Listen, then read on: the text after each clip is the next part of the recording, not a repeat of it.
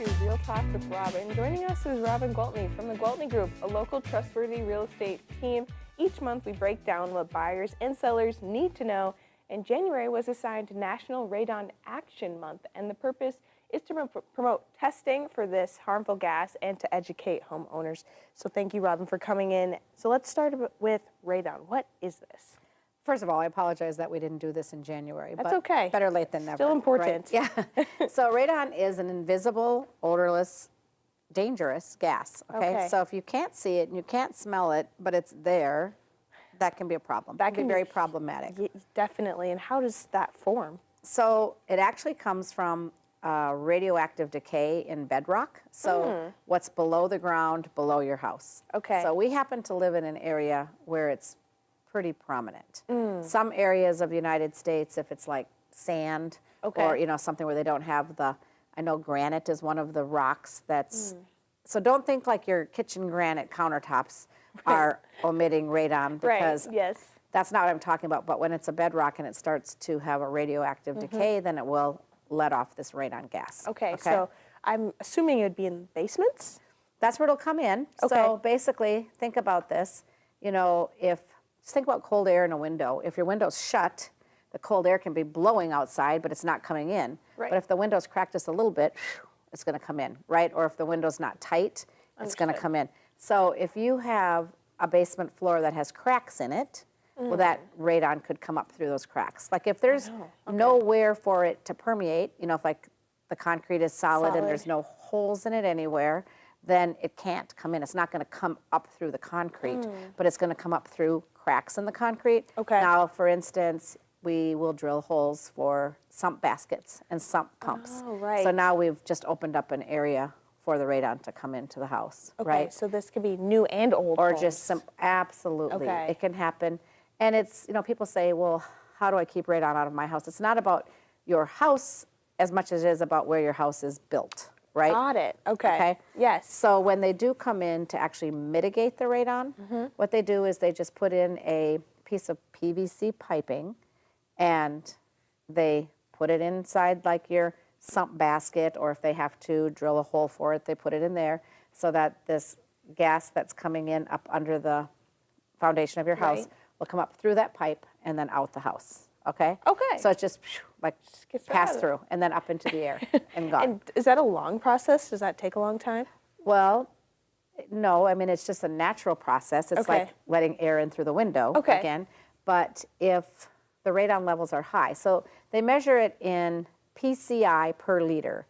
And I forget what that stands for. But anyway, think of it as like parts per liter, but it's like picocurie or something like that per liter. Anyway, I'm not a radon expert, but I can put you in touch with people who are, Anyway, I have learned a lot about it in 25 years, I will tell you that. And what I have learned is that it is, when people say radon is not a big deal, that is not true. Radon's a very big deal. It's actually the second cause of lung cancer behind cigarette smoking. Wow. And the highest cause of lung cancer in non-smokers. So it's a big deal. So you do want to know if you have radon in your house. And thank goodness, like building codes were changed. I believe, I took a note, I think it's 2011, but I don't want to sound stupid, so I'm going to look at my notes. No problem. Yeah. So when you test for something like this, do you have to call in a special service for this? Well, no, to do the testing, not necessarily. You can go out to Menards or Home Depot and buy January 11th of 2013. They passed a law that when new construction was being built, they had to put in the passive system, so they had to put in the tube. So there's a place for it to go out. Got it. But then if that's not enough to keep it below the recommended safe level, anything below 4.0 PCI per liter is considered safe, If it's 4.0 or above, they recommend mitigating it, reducing it. So if you've already got the pipe, it's as simple as getting a fan installed, because that'll accelerate bringing it out, Or if you don't have the pipe, then it's getting the company in. There's several companies that do it. I highly recommend Athlon. Athlon Radon Services. Dan's the owner there. He's a great guy. Okay. I actually would have loved to bring him on and let him talk because he has a plethora of information. Yeah, yes. Actually, he has been doing this, I'd say, 20 years now in Rochester. I think he was our first company to come in and just do radon mitigation. Now, there's some other reputable companies out there that do it in addition to other services, but that's all he does, okay? Got it. So he'll install the pipe or he'll just install the fan, and he'll get rid of that problem. Hey, and he makes it easy, and so do you. So thank you, Robin, for coming in.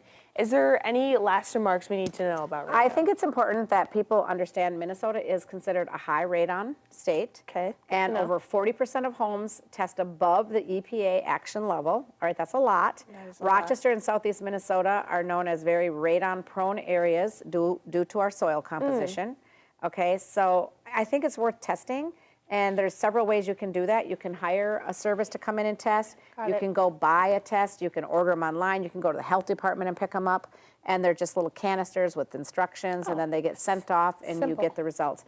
But it's important, and I think it's worth your while to know if you have radon in your house. I agree, because, I mean, like you said, it's very harmful, so might as well get after it while you can. So, Robin, where can we contact you to get more information? Maybe just not about resources to go to, but the real estate, anything in that realm. Sure. But seriously, if you do want to know more about where can you get the test to test for radon, or who should you call, I'm happy to put you in touch with people. For sure. But anytime, any questions regarding real estate, of course, feel free to call me.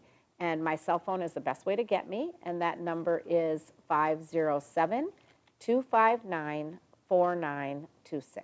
Hey, thanks, Robin, for always coming in and keeping us informed in the real estate world, and especially something like this where we need to know about it and test on it. So thank you again for coming in. You're absolutely welcome. Okay, more Midwest Access is on the way.